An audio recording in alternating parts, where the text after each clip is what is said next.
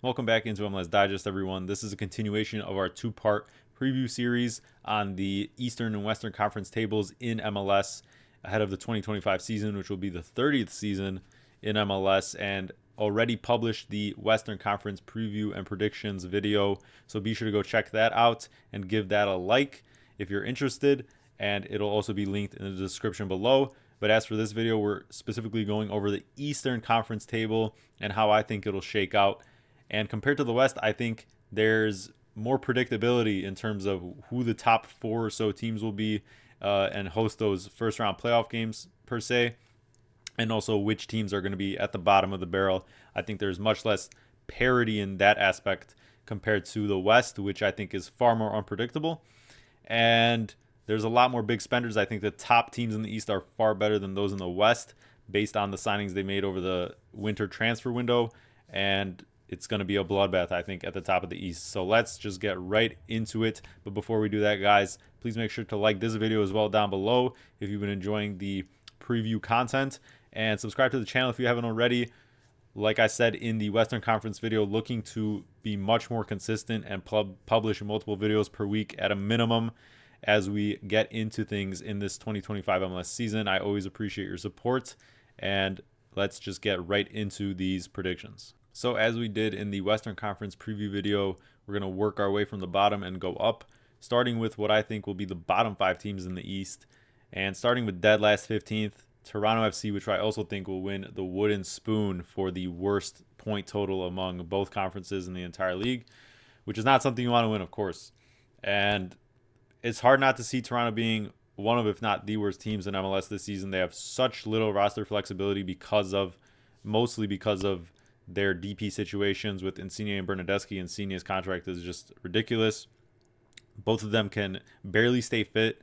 They are Toronto's real only match winners, and they're barely on the field and barely committed to the team, it seems like, half the time.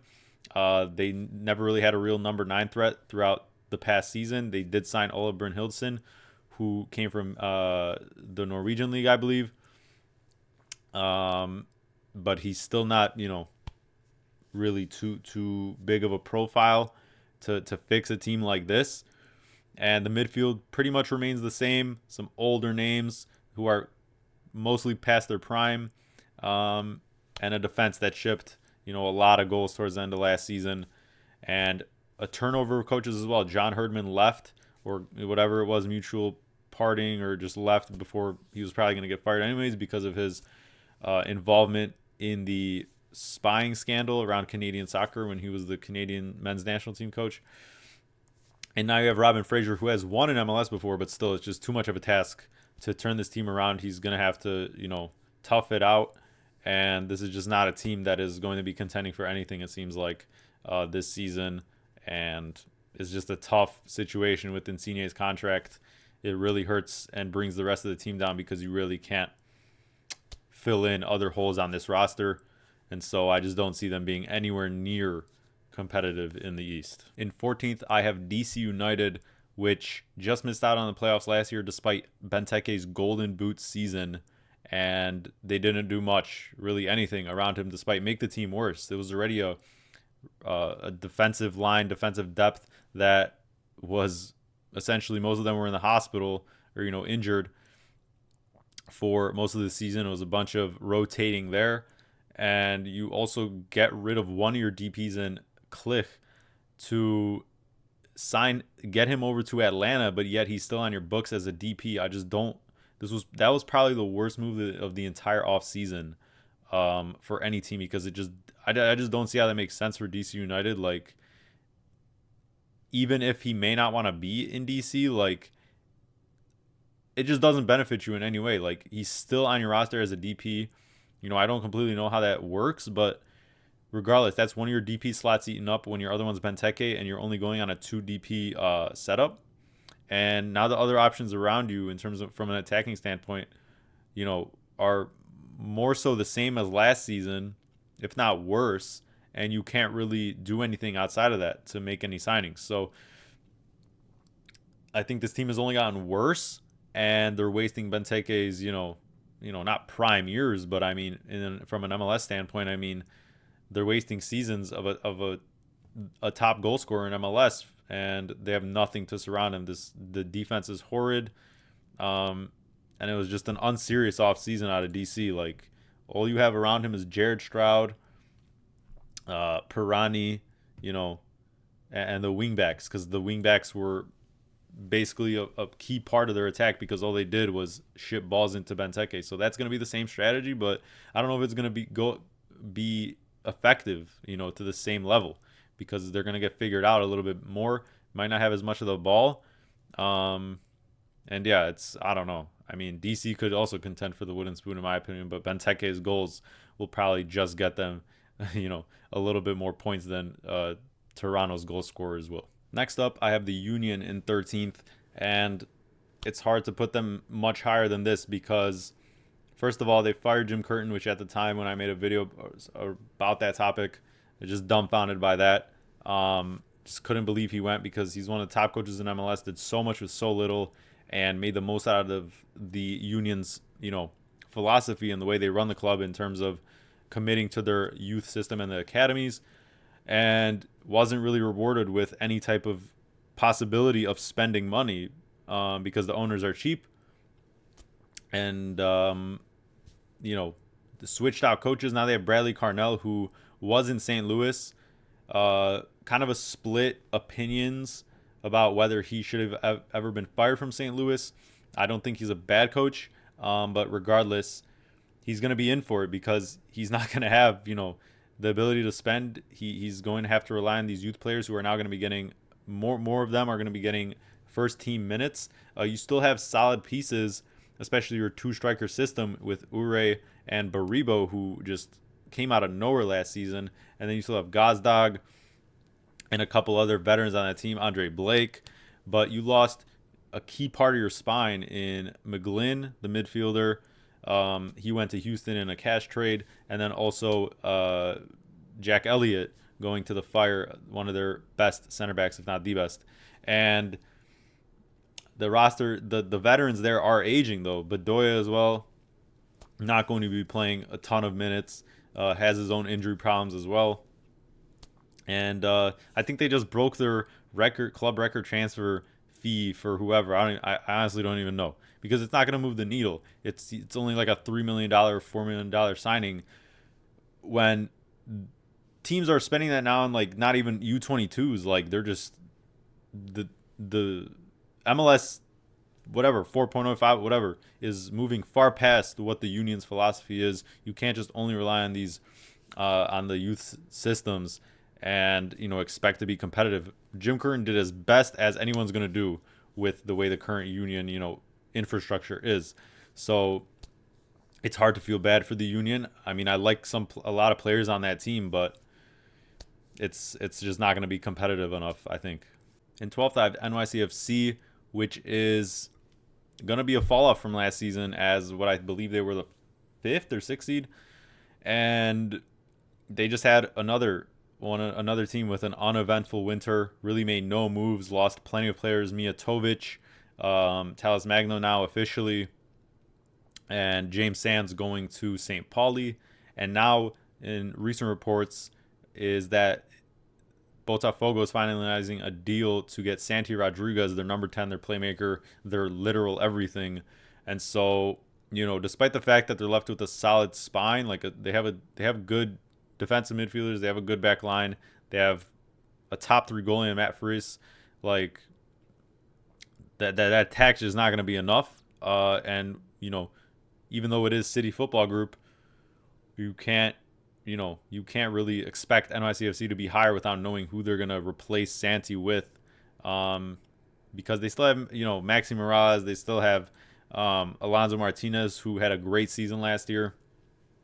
But regardless, you lose that number 10, you're almost dead in the water in MLS. Like, you're trying to float by somehow, and who knows if they're going to hit or miss. Santi is a proven 10 in this league, and you can't predict NYCFC to be any higher without knowing, who that playmaker is going to be, what level of playmaker they'll have, and it just doesn't seem like they're going to be doing much other spending in the meantime. So maybe they'll do something in the summer, but I think it'll be too late by then, based on the moves that the players that have already left. in 11th place, I have Nashville, which also missed out on the playoffs last season.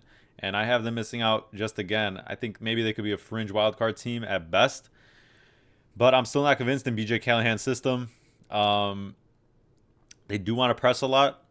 And they still have the same three DPs, though, with Zimmerman, Surridge, and Mukhtar, which I think are fine players. Obviously, Mukhtar is far from his best the past couple of seasons since winning MVP.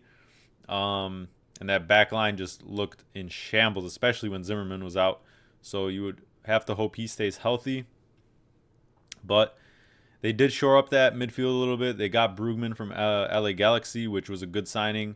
Just adding a little bit of better quality and depth there. But I just don't know. I mean, I think it's too. I just don't think it's dynamic enough. I think the East is really top heavy, and you could make a case between like 9th through like 6th or something like that, like 9th through 10th. But we're really talking about like a couple points, stolen here and there. And I just don't know.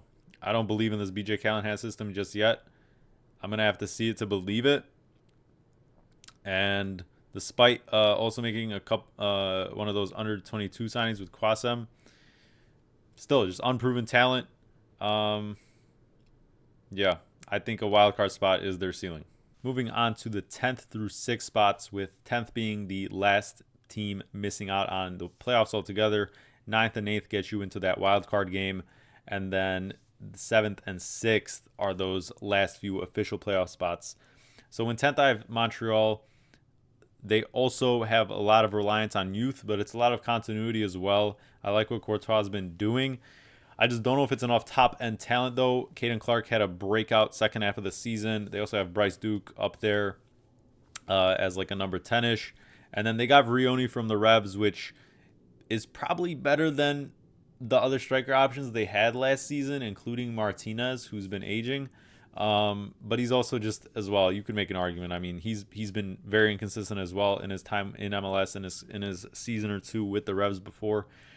And they did get Jalen Neal from the Galaxy, who is now going to be a true center back, I guess, in a 3-back system, though, with the wing backs as well. So going to get a lot more help defense. And even though he's already a fantastic defender, that makes their defense much better. But regardless, I think it's hard to put them above some other teams who have probably gotten better as well in the East.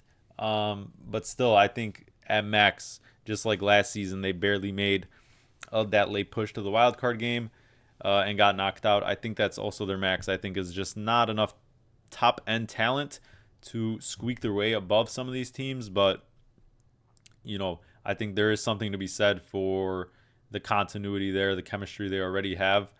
And, we're talking about a couple points here and there. So I can't really argue too much against, if someone has someone else under Montreal around this list. In the 9th spot, the first wildcard spot, I have the Revs, New England, squeaking in there. I just think in the second year with Caleb Porter, even though I don't really rate him, I think they're just going to be better than some of these abysmal Eastern Conference teams under them that I've mentioned already.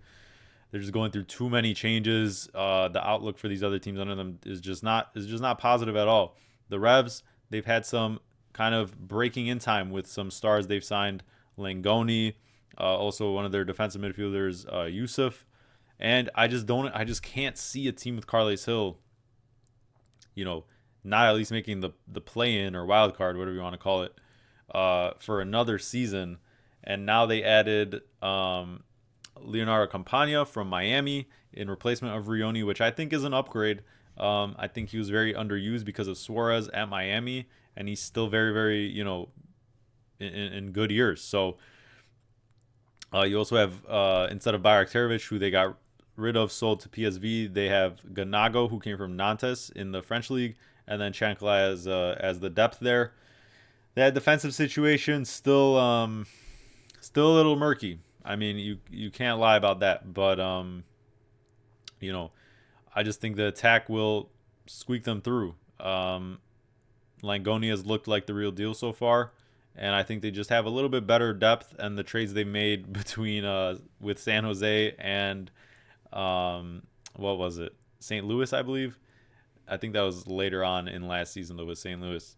I think I think they'll just squeak by. That doesn't really mean I'm too high on them, but I like that attacking output to just get them by. In eighth place, I have maybe a surprise to some, the New York Red Bulls, last season's MLS Cup finalists. They lost in the final to the Galaxy. Can't forget, they ended seventh last season before obviously upsetting the Crew in the first round, upsetting their crosstown rivals NYCFC on the road, then another road win against Orlando in the conference final. Just an unbelievable run, but it is, in a sense, was just perfect timing and a team built for the playoffs. And just because I have them eighth doesn't mean that they can't do the same thing all over again. It's just that in a long regular season like this, the Red Bulls just simply, I don't think, have the depth, especially if their star players go down. We saw that with Forsberg last year, how terrible they were after a great start to the season. And then he just got healthy enough in time. And then you sign Choupo-Moting, so old, and hasn't played a true, like, solid chunk of minutes for across a whole season in years. And even if he might bag some goals, I just don't think he's going to be around, consistently, just like Forsberg. And so that's going to knock you points. You're just not going to be able to maintain this standard across the regular season. Will they make the playoffs? And at least the wild card, like I have them here, yes, of course. I mean, that midfield is no joke.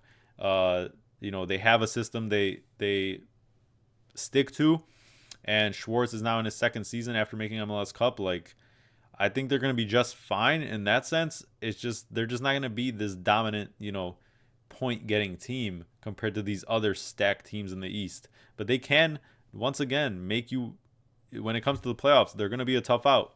And that's kind of what it is right now. Unless they make another, splash in the summer, it's hard to see this team really like pulling off a string of wins and just being this like, team that's knocking on everyone's doors, the Grim Reaper. Like, that's just unfortunately the reality of the Red Bulls. They also sold John Tolkien, left back. Like, the replacement there going to be up to par? Like, I think there's more questions still with the Red Bulls. But when it comes to a playoff format, they're a team you have to be scared of. But across a long regular season with match congestion and the other competitions they might be in, I mean, I don't think it's that far out of reach to put them this low.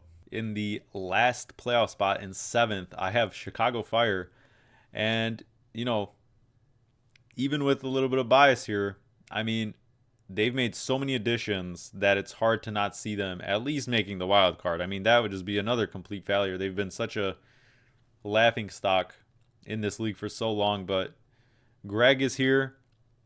He's already shown how good of a sporting director he can be, just having this sway and making signings that Fire fans have just been completely starved of for so long.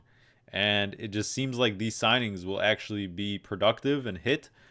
Obviously, Jonathan Bamba on the left. Kuiper's already with a season behind him. He's been completely solid as a number 9 option. Brian Gutierrez at that 10. And now you have Zinkernakel, also from the Belgian league, coming on the right. So,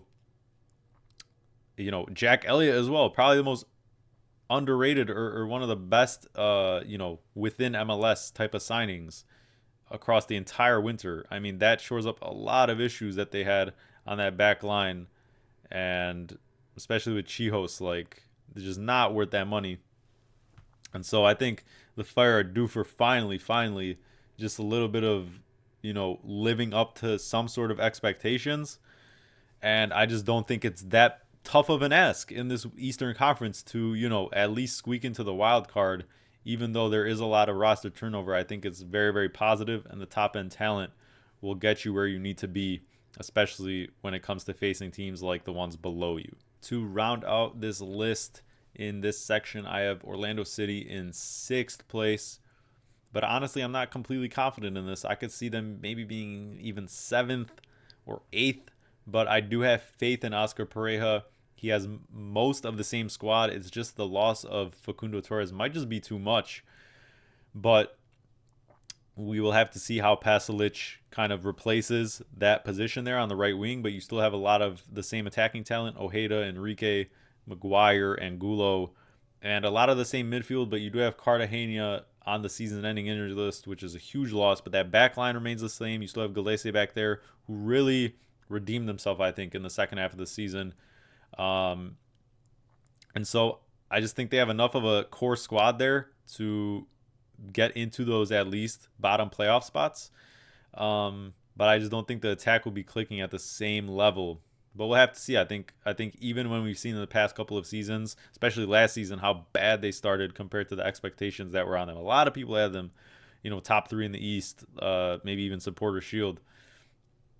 Like regardless of what your expectations are, um, we've seen that even after some bad stretches, they just end up running the table, and especially against the bottom half of the Eastern Conference, they just turn up and especially last season they just completely ran the table at home. So it might be a difficult season for them here without Facundo Torres right away, but still, I think they'll bounce back.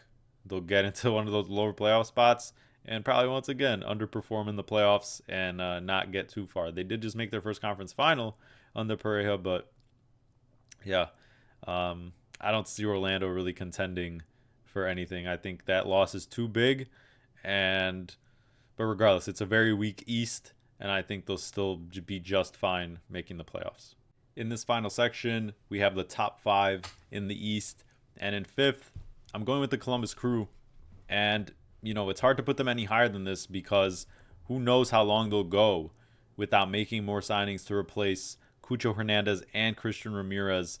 Those are just two losses, especially Cucho now going to Real Betis in La Liga, that you just almost can't replace. I mean, those are, especially Cucho, just a complete game changer, a complete force, just was crucial to everything that this system under Nancy is and was.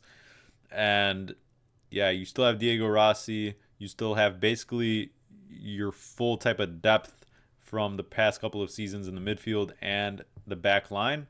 But the attack is really, really thin right now. It's Diego Rossi, Jason Russell-Rowe, Sean Boast, and AZ Jackson. Like, I know Nazi can squeeze a lot out of those guys, but the Crew have a lot of money to spend, and they're going to spend it. It's just about when.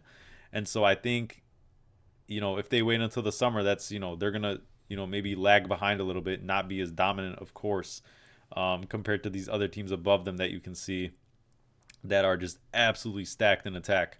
And so I think Nazi's system will still get the best out of this team, and will still have them in a top five or so position. But it's hard to really expect too much or know how high they can finish without knowing who they're going to sign in replacement, because you just got rid of one of the best players in this league, and that's always going to take a toll on a team and its attacking output. So I'm sure they'll be fine. Nancy is probably the best coach in MLS, but regardless, that production has to be made up for somehow. Right now, there's no clear replacement coming, and so we'll just have to wait and see. In fourth place, I have Charlotte FC, returning basically the entirety of the roster, but adding now Wilfred Zaha on left wing and returning Pep Biel only on a loan though until the summer as that number 10 before they could maybe consider a higher quality option in the summer.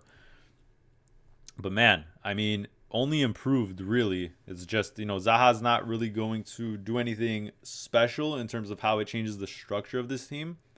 He's just going to be probably just only a better attacking output than the left wingers they had before. They still have Vargas as a, depth option, but now you have Adjumang truly coming into form at the, this past season, and no competition for that starting role with Swiderski now gone.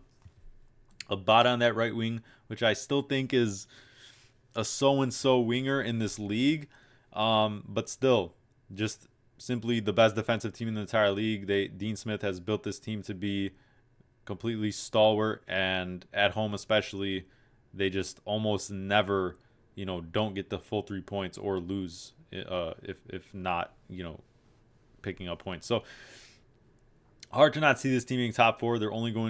Seems like they're only going to improve. They got 5th, I believe it was last season. And yeah, I mean, they're just going to be a little bit better in the attacking, output, but defensively just as sound, if not better. I mean, you have Kalina back there as well, the goalkeeper of the year winner.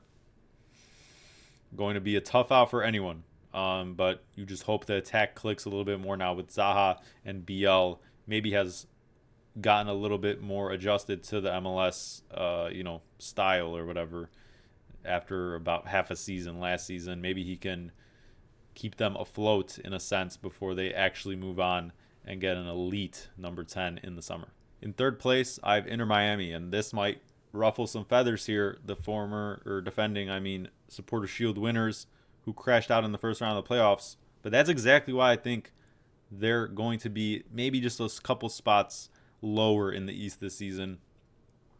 They made a couple signings. They got Allende, a Celta Vigo player on loan, I believe it is, and a couple other signings here and there. Obviously changed coaches after Tata stepped down. Now it's Mascherano. It's the Messi club best friends, and he's basically off full say and everything. But still, not too much attacking forward depth behind Luis Suarez. You got rid of Campagna. You did pick up Fava Pico from the Whitecaps, which I think is a fantastic signing. But yeah, I mean, I don't know. I mean, I don't think they're gonna be as dominant. Obviously, it's Messi, it's Suarez, and we're still gonna have to see what Mascherano system specifically is. They did start the season off with a 1-0 win on the road in freezing temperatures against Kansas City in CONCACAF Champions Cup, but I think they're going to try and preserve themselves a little bit. They already got their Supporter Shield. They got embarrassed, losing in round 1 after that to Atlanta, and I think they're going to preserve themselves, and that might cost them a couple spots in the table. But then I think they want MLS Cup this year, and they might not get home field advantage, but if sacrificing a couple spots means that they're fully fresh and loaded after what was a very long season last season, and it just seems like they burnt out because a lot of that, obviously you got some old guys on there.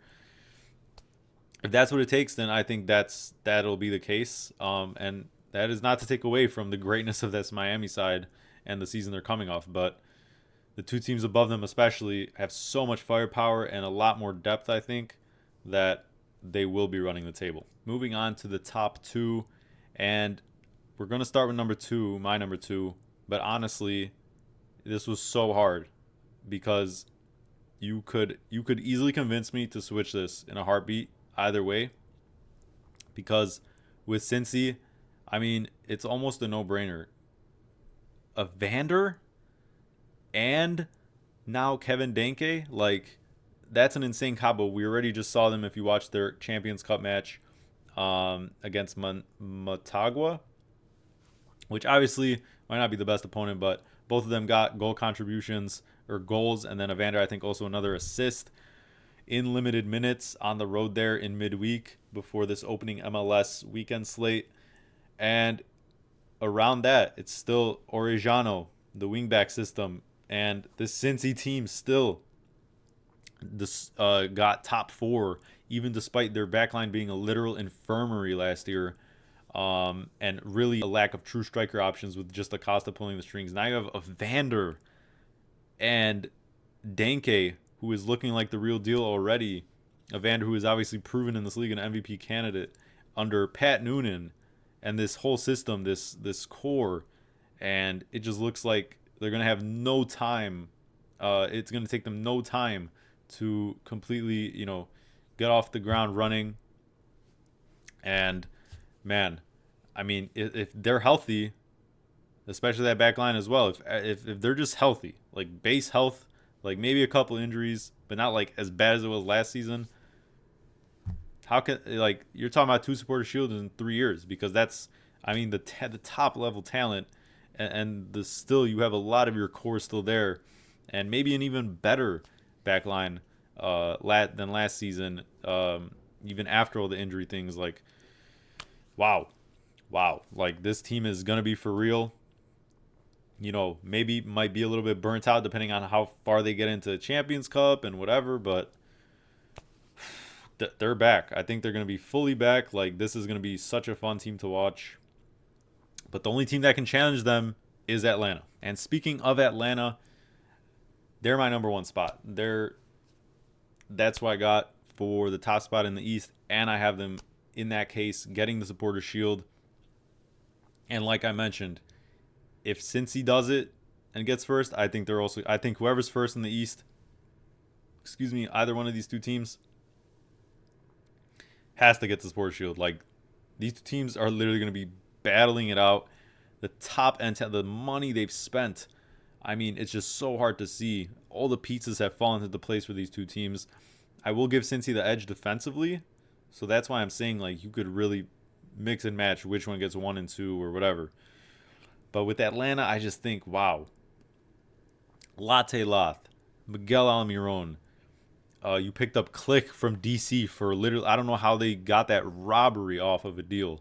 You have Click next to Schleich in midfield, and Saba on the left, and Maranchuk. Like, that just came to my mind. Like, yeah, they might be a super transition team, and it might be in some barn burners as well. But I still think their defense is pretty solid, and they're just gonna be complete killers on the attacking end. Like, oh my God, they might.